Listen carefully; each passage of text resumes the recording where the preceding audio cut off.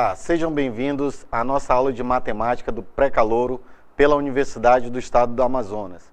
Eu sou o professor Cláudio Vitor e hoje nós trabalharemos dois assuntos em particular, que são função afim e função quadrática.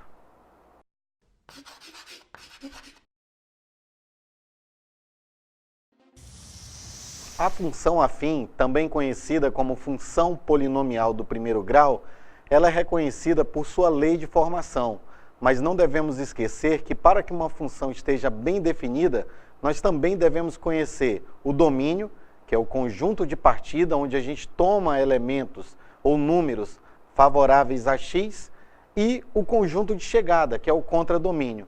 Então, como definiremos uma função afim? Uma função afim é uma aplicação de R em R, tal que a todo número x real associa-se outro da forma ax mais b, onde a e b também são números reais, com a diferente de zero. Acompanhe aí os exemplos. Y igual a 3x mais 2. Nesse caso, nós temos o a igual a 3 e b igual a 2. Y igual a menos 2x mais 1. A igual a menos 2 e b igual a 1. Y igual a x menos 3. O nosso a vale 1 e o b menos 3. E mais um exemplo em que temos y igual a 4x, onde o coeficiente a é 4 e b é 0. O gráfico de uma função afim é uma reta e, como tal, são necessários pelo menos dois pontos para descrevê-la. Vamos tomar como exemplo a função real dada pela lei de formação y igual a 2x mais 1. Então, podemos atribuir valores arbitrários à variável x e verificar o valor correspondente em y, tomando assim um par ordenado e representando esse par ordenado no plano cartesiano. Acompanhe. Y igual a 2x mais 1. Então, para x igual a 0, teremos y igual a 1. Para x igual a 1, teremos y igual a 3. Assim, dois pontos do plano cartesiano estão definidos sobre a lei de formação dessa reta. 0, 1, 1, 3. Plotando esses pontos no plano cartesiano, descrevemos essa reta. Outro exemplo, y igual a menos x mais 3. Então, da mesma forma, tomaremos valores arbitrários para x e acompanharemos o valor correspondente em y. Para x igual a 0, y é 3. Para x igual a 1, y é 2. Então, descrevemos esses pares ordenados no plano cartesiano e traçamos a reta pelos pontos 0, 3, 1, 2. Na construção do gráfico, nós vimos dois pontos importantes, que é onde a reta intersecta os eixos coordenados. Esses pontos estão relacionados aos coeficientes a e b que nós vimos lá no início da definição. Esses coeficientes recebem dois nomes particulares. O coeficiente a é chamado de coeficiente angular da reta e o coeficiente b, coeficiente linear. Interpretando geometricamente esses coeficientes, nós vamos verificar que o coeficiente b, o coeficiente linear, é onde a reta intersecta o eixo ordenado, ou seja, o eixo vertical, o eixo dos y. Já o coeficiente a, ele vai ter uma relação sobre a inclinação, o ângulo que a reta faz com o eixo x. Esse valor também, sobre o coeficiente a, define o que nós vamos chamar de zero da função. O que é o zero da função? É o valor do domínio, o valor de x, que torna essa função identicamente nula, ou seja, igual a zero. Então, é o mesmo que resolver a equação ax mais b igual a zero. Como se trata de uma equação do primeiro grau, basta isolar a variável. Então, ax igual a menos b, x é igual a menos b sobre a. Esse é o zero da função. O coeficiente angular da reta também é responsável pela sua caracterização como crescente ou decrescente. Sendo positivo, a função é crescente, ou seja, se aumenta o valor de x, aumenta o valor de y. Se o coeficiente a for negativo, a função passa a ser decrescente. À medida que x aumenta, o y diminui. Essa informação do crescimento e decrescimento é importante para o que nós vamos tratar agora, que é o estudo do sinal da função afim. Então, ele está relacionado a esse valor do coeficiente angular. Então, quando a função é crescente, basta você olhar para a raiz, que nós já vimos que é menos b sobre a. À direita dessa raiz, a função é sempre positiva, ou seja, se x é maior que menos b sobre a, f de x é maior que zero, e se x é menor que menos b sobre a, f de x é menor que zero. Da mesma forma, se o coeficiente a for negativo, nós teremos o comportamento inverso. Se você anda à direita da raiz, ou seja, se x é maior que menos b sobre a função passa a ser negativa. E se x é menor que menos b sobre a função passa a ser positiva. Acompanhe aí. Verifique nesse exemplo. F de x igual a 2x menos 1. Então, a primeira observação, o coeficiente a é igual a 2. Ora, ele é positivo, ela é crescente. Agora é só olhar para a raiz. Menos b sobre a, ou 2x menos 1 igual a 0. X igual a meio. Como ela é crescente, à direita da raiz, positivo. E à esquerda da raiz, negativo. Nesse próximo exemplo, podemos verificar que o coeficiente a é negativo, é menos 2. Ora, determinando sua raiz, menos 2x mais 4 é igual a 0. X é igual a 2. O fato do coeficiente a ser negativo define a função como decrescente. Assim, à direita da raiz, o sinal é negativo e à sua esquerda o sinal vai ser positivo. Então, à direita de 2, o sinal da função é menos, e à esquerda de 2, o sinal da função vai ser mais. Vamos resolver uma questão agora da Unesp. Acompanhe aí. A tabela indica o gasto de água em metro cúbico por minuto de uma torneira aberta em função do quanto o seu registro está aberto, em voltas, para duas posições do registro. Então, na primeira coluna você tem a volta e na segunda o volume. Então, para meia volta, 0,02 metros cúbicos. E para uma volta, 0,03 metros cúbicos.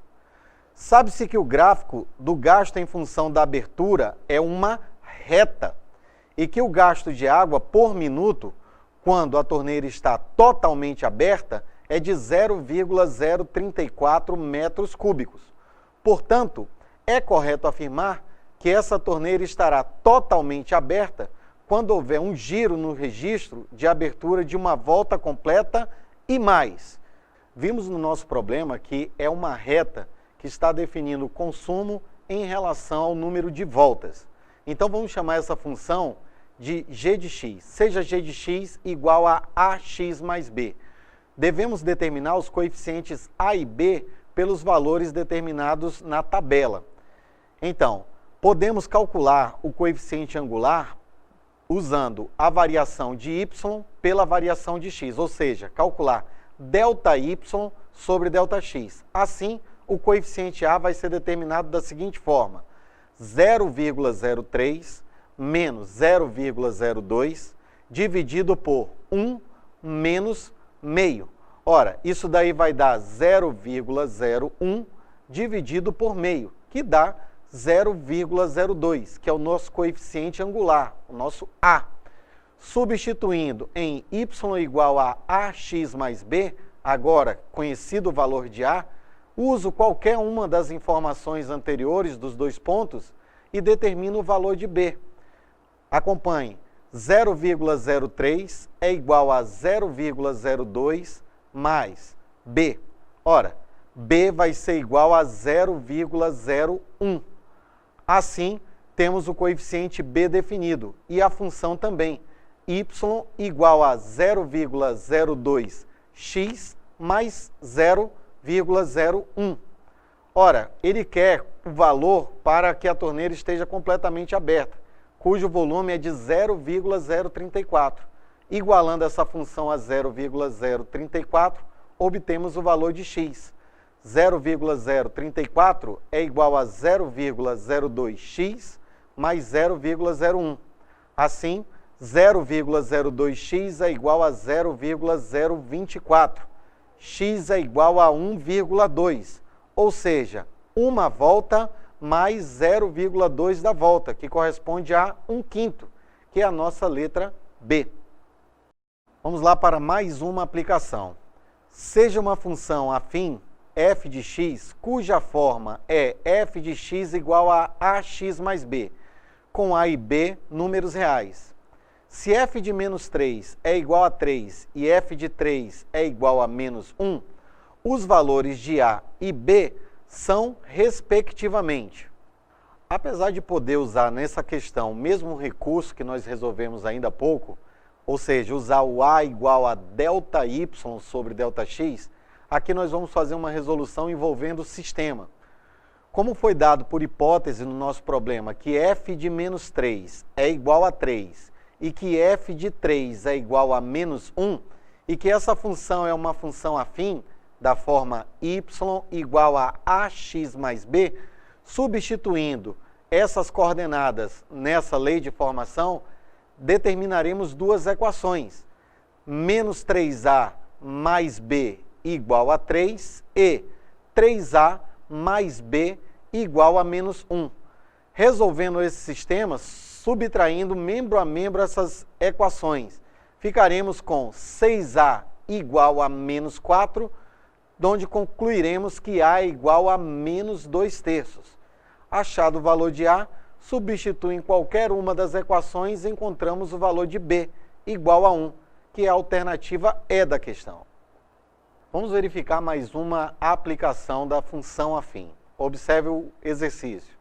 A função f de r em r satisfaz as condições f de 1 é igual a 2 e f de x mais 1 é igual a f de x menos 1 para todo número real x.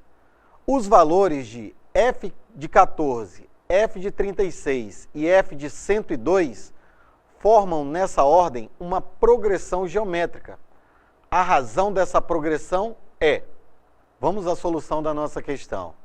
Observe que f de 1 é igual a 2 e f de x mais 1 é igual a f de x menos 1. Ora, é fácil concluirmos que f de 2 é igual a 1. Basta substituirmos o x por 1 na função. Ficaremos com f de 2 igual a f de 1 menos 1.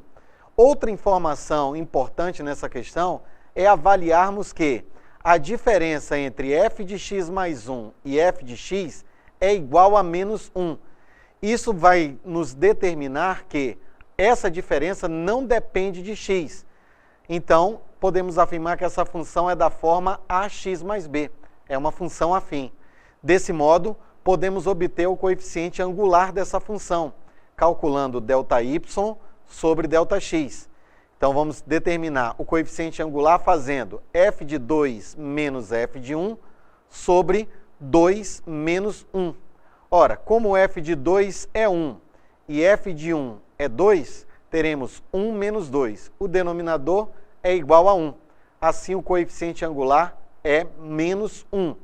Encontrado o coeficiente angular, para determinar o coeficiente linear, basta usar qualquer um dos dois pontos que nós já determinamos.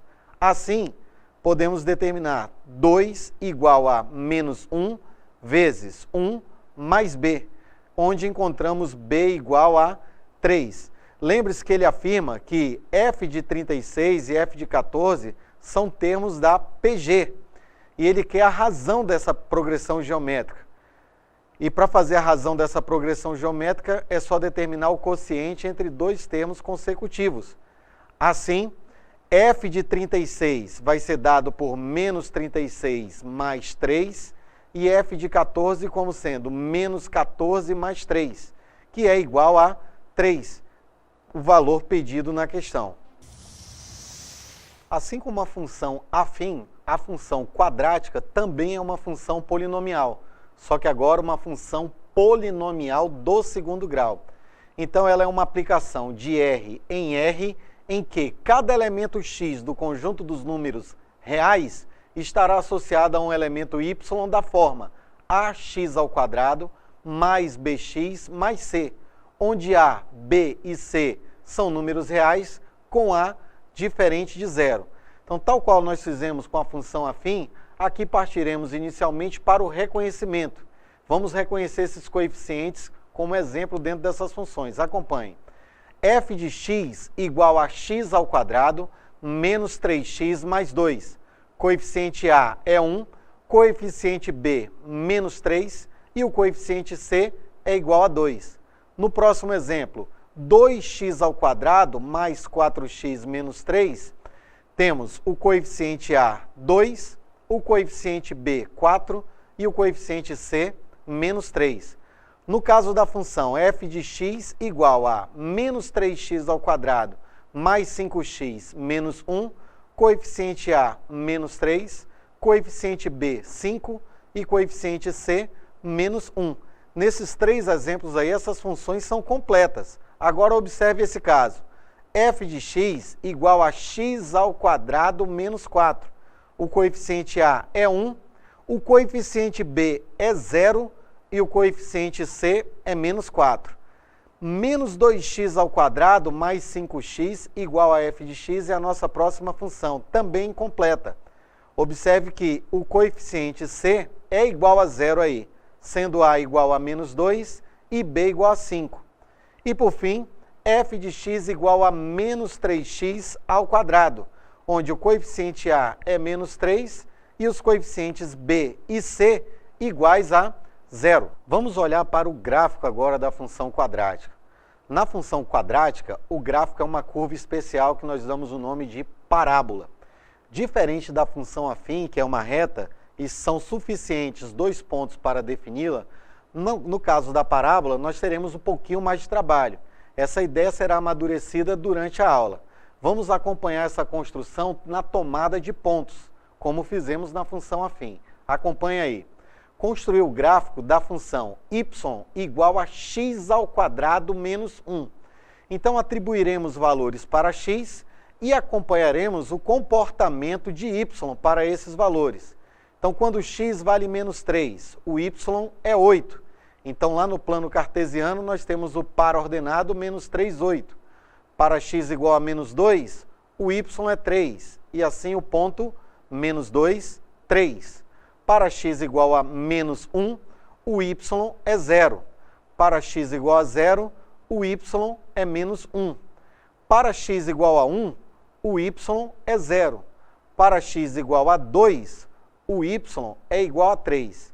E para x igual a 3, o y vai ser igual a 8. 3² menos 1, 8. Então, tem o par ordenado 3, 8. Então, esses pontos são colocados no plano cartesiano e é essa curva que é destacada. Vamos para mais um exemplo. Podemos observar que os pontos nesse segundo exemplo determinaram uma curva com a abertura voltada para baixo. Essa abertura, dentro da parábola, a gente dá o nome de concavidade. E é o coeficiente A que vai determinar se ela tem uma concavidade para cima ou para baixo. Na construção do gráfico, nós vimos que a curva ela vai ter uma abertura para cima ou para baixo. Quem vai determinar essa abertura, que nós vamos chamar de concavidade, é o coeficiente A. Se o coeficiente A for positivo, a concavidade é para cima. Se o coeficiente A é negativo, a concavidade é voltada para baixo. Essas informações são importantes para a gente já prever a construção ou o tipo de gráfico que nós esperamos pela função, pela lei de formação da função dada, ok? Outra informação importante são os zeros ou raízes da função, que assim como no caso da função afim, é você verificar quais são os valores de x que tornam essa função igual a zero, que torna o y igual a zero. Aí você pega a lei de formação, ax² mais bx mais c igual a zero. Ora, quando você faz isso, você recai na equação do segundo grau, cuja resolução você pode fazer pelo método ou fórmula de Bhaskara, ok? Também, o que é importante dentro dessa curva, um ponto crucial, é o vértice. Esse vértice é o lugar onde a parábola muda o seu comportamento. Por exemplo, se você olhar a concavidade voltada para cima, A curva tem um decrescimento até chegar no vértice e a partir dele começa a crescer.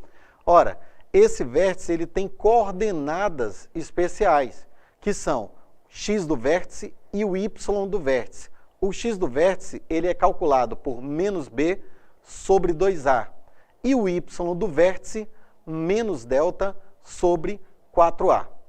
Podemos resumir essas situações em 6 possíveis, que estão relacionadas à concavidade, ou seja, ao coeficiente a, e ao valor do discriminante, ao delta, que vai inserir a ideia das raízes dessa função. Sabemos que na equação do segundo grau, no conjunto dos números reais, ou você não tem solução, se o delta for negativo, ou você tem duas soluções distintas, se o delta for positivo, ou você tem duas soluções iguais, se o delta for igual a zero. Então, essas 3 condições aparecerão no gráfico. Então, acompanha aí. O primeiro, você está vendo a concavidade para cima e a parábola está tocando o eixo x em 2 pontos, que nós chamamos de P1 e P2. Então, nesse caso, o A é maior que zero e o delta também é maior que zero. No segundo exemplo, ainda com a concavidade para cima, o delta é igual a zero. Observe que ela só toca o eixo x em um ponto, que é o ponto de tangência. E esse ponto em particular é exatamente o vértice. No último, é quando você tem a concavidade voltada para cima e o discriminante negativo, o delta negativo. Assim, a parábola ela não vai tocar o eixo x. De modo análogo, a gente faz essa avaliação para o coeficiente a negativo, ou seja, quando a concavidade é voltada para baixo. Se o a for negativo e o delta positivo, estamos aí nessa primeira situação. A parábola toca o eixo x em 2 pontos e sua abertura é voltada para baixo. No segundo caso, o delta é igual a zero, então ela tangencia o eixo x. Tem 2 raízes reais iguais, que vai assumir o valor do x do vértice. Nesse último caso, nós temos o a negativo e o delta também negativo, ou seja, a parábola ela não vai tocar o eixo x, flutuando abaixo deste. Vamos olhar agora para a imagem da função quadrática. A imagem da função quadrática ela está relacionada à sua concavidade e ao vértice. Acompanha aí.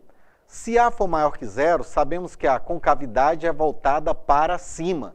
Nesse caso, o vértice é o ponto mais baixo dessa curva, que é chamado ponto de mínimo. Assim, a imagem está definida acima do y do vértice e nele próprio. Então, y vai ser maior que ou igual a menos delta sobre 4a. No caso da concavidade voltada para baixo, o coeficiente a menor que zero, a parábola vai ter no vértice o seu ponto de máximo. Assim, a imagem estará toda abaixo do y do vértice. Então, o conjunto imagem, nesse caso, vai ser y menor que ou igual a menos delta sobre 4a. Essa informação sobre a imagem é crucial para nós entendermos o estudo do sinal da função quadrática. O estudo do sinal, tal qual nós vimos o gráfico, vai depender da concavidade também. Então, nós vamos avaliar, primeiramente, acompanhe, para A maior que zero e delta positivo, nós teremos a concavidade voltada para cima, tocando o eixo x em 2 pontos. Observe que à esquerda da primeira raiz, nós temos o sinal positivo, a curva está acima do eixo. Entre as raízes, a curva está abaixo, portanto, a função tem sinal negativo. E à direita da segunda raiz, à direita da maior raiz, a função está acima do eixo, portanto, o sinal é positivo. No caso de delta igual a zero, já sabemos que a parábola tangencia o eixo x. Se a concavidade é voltada para cima, ela não vai atravessar esse eixo, não admitindo valores negativos.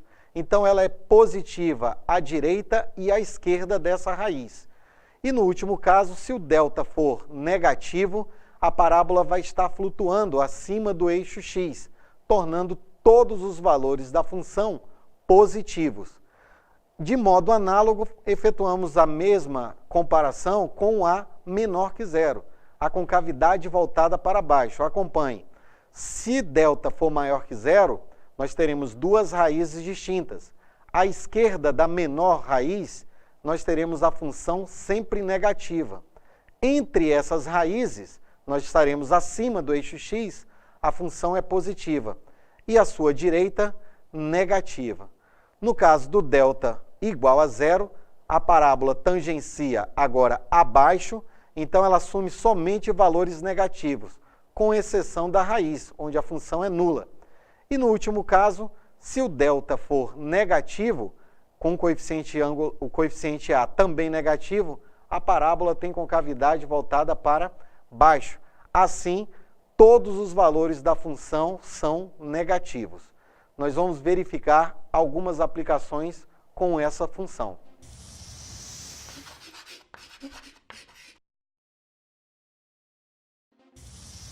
Vamos verificar uma aplicação de função quadrática. Observe esse exercício. A expressão que define a função quadrática f de x, cujo gráfico está esboçado, é. Então, pede-se a lei de formação dessa função quadrática. Então, quando você quer determinar a lei de formação por meio de um gráfico, procure sempre identificar pontos desse gráfico. Então, olhando para esse gráfico, podemos verificar que essa função corta o eixo y em menos 4 e o eixo x em 1 e menos 2. Nesse caso, essa função está nos fornecendo o termo independente, o c, que é onde ela toca o eixo y, que é menos 4, e as raízes 1 e menos 2. Ora, sabendo que c é menos 4, as alternativas se reduzem a letra B e letra D. Mas eu também conheço as raízes, que é menos 2 e 1. Lá das equações do segundo grau, sabemos que a soma das raízes é sempre da forma menos B sobre A. E essa soma aí é menos 2 mais 1, que é menos 1. Então, devemos verificar qual dessas alternativas tem a soma igual a menos 1. Sendo assim, na letra B, a soma das raízes vai dar menos 2 sobre 1, que é menos 2, não é o que nós queremos. Na alternativa D, a soma das raízes vai ser menos 2 sobre 2, que é menos 1, como nós gostaríamos. Portanto, é a alternativa D. Vamos lá, para mais uma aplicação. Observe. A função f definida por f de x igual a x ao quadrado menos 2kx mais 29 para x real. Se f de x é maior que ou igual a 4 para todo número real x, o valor mínimo da função f é 4. Assim, o valor positivo do parâmetro k é. No enunciado da questão, nós vimos que ela é f de x é maior que ou igual a 4. Ou seja, 4 é o mínimo dessa função. Se é o valor mínimo, é o y do vértice. Então, nós vamos pegar menos delta sobre 4a e igualar a 4. Acompanhe. Menos delta sobre 4a é igual a 4. Como a é igual a 1, teremos menos delta sobre 4 vezes 1 igual a 4. Delta é igual a menos 16. Substituindo os valores de a, b e c fornecidos na função, teremos 4k ao quadrado, que é b ao quadrado, menos 4 vezes 29 igual a menos 16. Assim, 4k ao quadrado é igual a 100. K ao quadrado é igual a 25. Extraindo a raiz, teremos k igual a mais ou menos 5. Só que na questão pede o valor positivo do parâmetro k. Logo, o valor que nos interessa é k igual a 5, marcando a alternativa correta A. Na nossa aula de hoje, falamos de função polinomial do primeiro grau, função afim, e função polinomial do segundo grau, ou função quadrática. Levantamos em consideração a importância do estudo das raízes dessas funções, o estudo do sinal e a representação gráfica, a representação geométrica dessas funções. Quero salientar a importância do estudo de vocês em relação a exercícios com esses assuntos e que você faça os devidos aprofundamentos. Um bom estudo para vocês e nos encontramos na próxima aula.